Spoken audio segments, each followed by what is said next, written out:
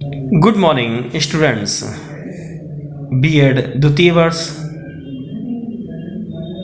अर्थात BEd second year paper tenth में आपका नाम आता है क्रिएटिंग एंड इंक्लूसिव एजुकेशन अर्थात एक समावेशी शिक्षा का निर्माण।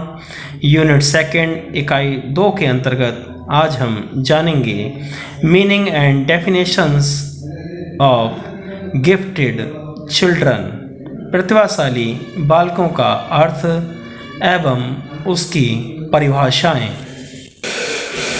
The concept of genius is very bold in ancient times. Considerable attention was paid to the education of talented children in Greek and Roman times.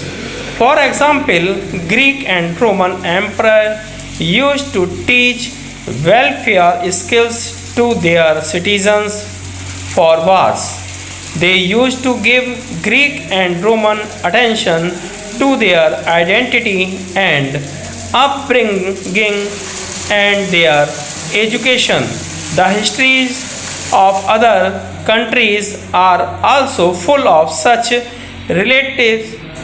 The Kaurav and Pandav were highly trained during the war of their Guru Dronacharya. Mahabharata. Later, we can take the example of Chandragupta, who was trained by Chanakya during his childhood. Thus, we find many such examples in the world which promotes effectiveness. अर्थात प्रतिभाशीलता का संप्रत्य बहुत ही व्यापक है। प्रतिभाशीलता यानी कि प्रतिभाशाली बच्चों की शिक्षा पर प्राचीन समय में ग्रीक तथा रोमन देश में काफ़ी ध्यान दिया गया जाता था। उस समय के लोगों में रोमन और ग्रीक में ऐसे बच्चों पर इसलिए ध्यान दिया जाता था कि उनकी प्रतिभाओं को निखारा जा सके। उदाहरण के लिए रोमन व ग्रीक जो राजा थे वो युद्धों के लिए अपने नागरिकों को युद्ध कौशल सिखाया करते थे, जिससे भविष्य में उनके नागरिक युद्धों में भाग ले सकें और अपनी कौशल से जीत सकें। वे उनकी पहचान और उनका पालन पोषण और शिक्षा पर विशेष रूप से ध्यान दिया करते थे, जिससे वहाँ के देश के जो नागरिक थे, प्रतिभाशाली लोग थे, वो सशक्त हो सके, उनका देश सशक्त हो सके। दूसरे देशों के इतिहास में भी इस प्रकार की वास्तविकताओं से भरे पड़े हैं।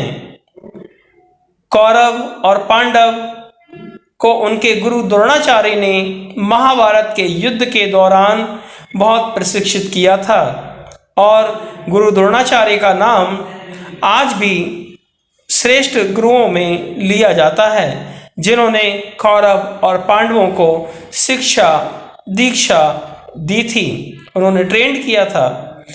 बाद में हम चंद्रगुप्त का भी उदाहरण ले सकते हैं, जिनको इतिहास में आता है, जिनका नाम जिसमें उनके बाल्यकाल में ही उनके गुरु का नाम चाणक्य था। तो चाणक्य द्वारा चंद्रगुप्त को प्रशिक्षित किया गया और वो चंद्रगुप्त भविष्य में सम्राट चंद्रगुप्त के नाम से जाना गया।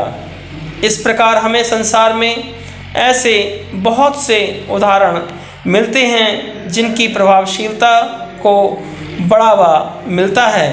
उन गुरुओं ने ऐसे प्रतिभाशाली बालकों को आगे बढ़ाने में बहुत मदद की। Although the modern theory of effectiveness began in the 19th century with the Galton hereditary genius and Lombroso, the man of genius, 1891, talented and deranged children were considered the same at this time. The genius was provided with a new definition by Simon Binet's IQ test in 1905. Binet and his testing method quickly became popular in a short time. The Stanford wisdom scale was then established or published in 1961. After 1950, there was a lot of emphasis on the education of talented children and to develop their skill, and skill many were mobilized. यद्यपि प्रभावशीलता का आधुनिक संप्रत्य 19वीं शताब्दी के बाद Galton की hereditary genius व लोम्ब्रोसो की द मैन ऑफ जीनियस 1851 के साथ आरंभ हुई।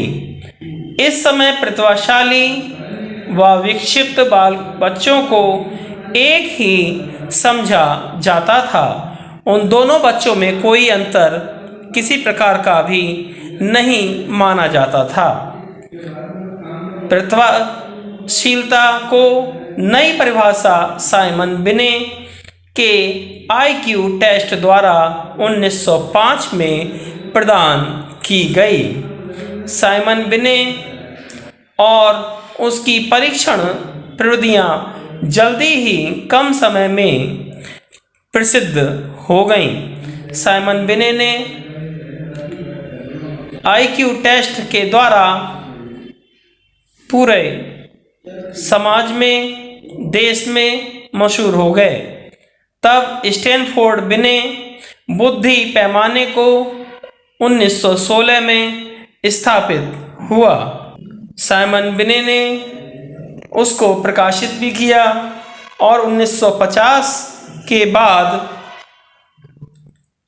प्रतिभाशाली बच्चों की शिक्षा पर काफ़ी जोर दिया जाने लगा तथा उनके हुनर और प्रतिभाशाली बालकों के कौशल को विकसित करने के लिए विभिन्न प्रकार की सुविधाएं दी जाने लगीं।